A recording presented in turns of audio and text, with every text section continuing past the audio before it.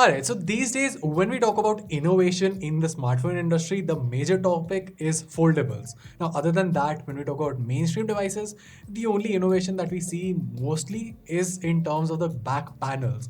We have color changing back panels, we have glossy panels, and well, we also have this, which is the Realme GT2, which comes with its unique paper white design.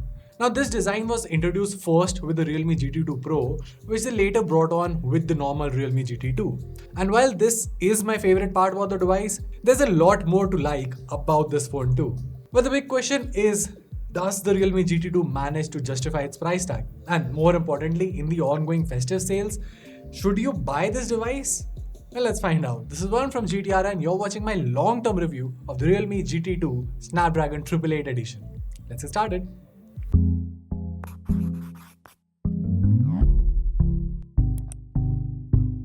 Okay, so right off the bat, let's start by talking about the design here. Now, weighing in at 195 grams, this isn't exactly the most lightweight phone out there. That being said, the company has done well to ensure that the ergonomics are still on point and the weight distribution is balanced. The paperback finish not only looks good, but also adds a lot of grip to the device. Add to that, the phone hasn't gotten yellow or dirty as many presumed it would at the time of launch. And honestly, that's just very nice to see that even after so much months of usage and even abuse, the phone still looks as good as new. There's no IP rating here per se, but I have used the phone under the rain a couple of times and it has survived all of it without any issues. Other than that, you also get Corning Gorilla Glass 5 protection upfront for the display, which in my testing has worked out rather fine. Although personally, I still prefer using a tempered screen protector on this. Also, speaking of which, the good part here is that this phone comes with a flat display, so finding a tempered screen protector and applying it yourself is not at all a hassle. So speaking about the display, it's one of the best full HD displays that you can get. It practically checks all the boxes. High refresh rate? Check. Color accuracy? Check. Outdoor usability? Check. HDR content consumption? Well, that does not check out. So basically, the phone does manage to play YouTube at HDR, but Netflix does not support HDR on this phone even after all these updates.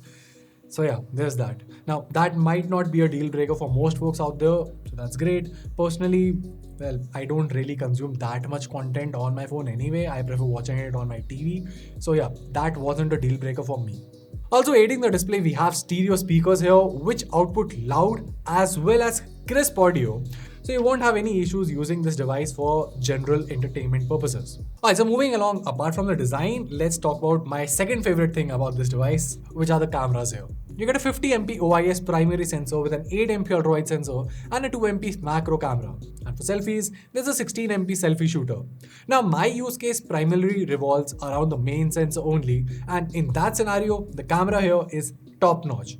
Realme has genuinely optimized the camera a lot to the point where, while it was great at the launch itself, it's gotten even better with the latest updates. Even in low light conditions, the phone manages to eliminate noise quite nicely. Now, I do click selfies as well from time to time, and I still wish they were a little bit sharper. As for videos, the stabilization works very well, and it hasn't disappointed me at all. Next up, there's the performance factor, and well, to be honest, there's not a lot to talk about here.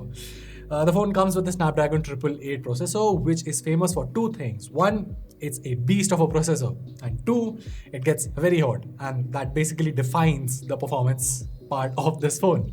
See, the phone blazes past through everything you throw at it without any issues. Now, does it heat up? Well, for normal day-to-day activities like browsing social media, listening to songs, or watching movies, it does not. That being said, if you do play games on it, then yes, you can feel the warmth. However, on that note, there's one thing that I would like to highlight, which is that thanks to a plastic frame here, you don't really feel that warmth that much. This is one thing that I aggressively noted in the Realme GT2 Pro, that because of a metal frame, once the device starts to heat up, the grip in itself gets a little bit tough because you can feel the heat on the frame, on the sides of the device. That is not an issue on the Realme GT2. So I guess plastic frames do have their own advantages. Also, as far as the software part is concerned, the update schedule has been pretty good on this device, at least in terms of receiving timely updates. The security patch, however, is still on August at the time of recording, which is a bit disappointing. On the plus side though, 5G was just rolled out here in India, and the latest update adds support for 5G networks from Jio, apart from the frequent bug fixes, which is always nice to see. Lastly, there's the battery life. Now 5000 mAh seems like a big battery, but the Snapdragon 888 does eat through it like a hungry beast. As such, while I personally have managed to squeeze about 6 to 6.5 hours of screen on time from this phone, realistically speaking, on a normal usage, you can expect somewhere around 5 to 5.5 hours of screen on time. That being said, it's not that big of an issue. One, it's a flagship device, and two, the 65 watts of fast charging more than makes up for it. I mean, I am someone who just likes to top up his device. I don't anyway go for full charges, but just a 10-minute top up of the battery life is more than enough, and that basically curbs my battery anxiety. So, the big question, is the Realme GT2 worth it? Well, the phone was launched for a starting price of Rs 35,000, but in the festive sales, we've seen the device drop down to as low as around 25,000 with effective card offers.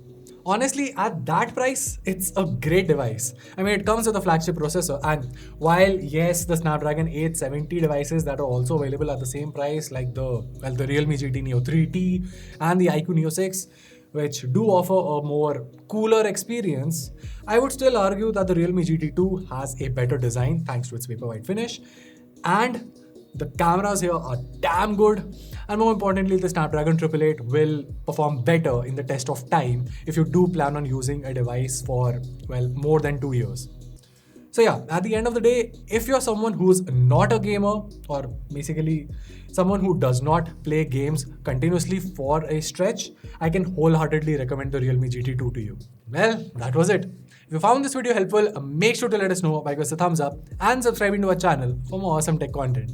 Till then, this is Varun from GTR, and I'll see you in the next one.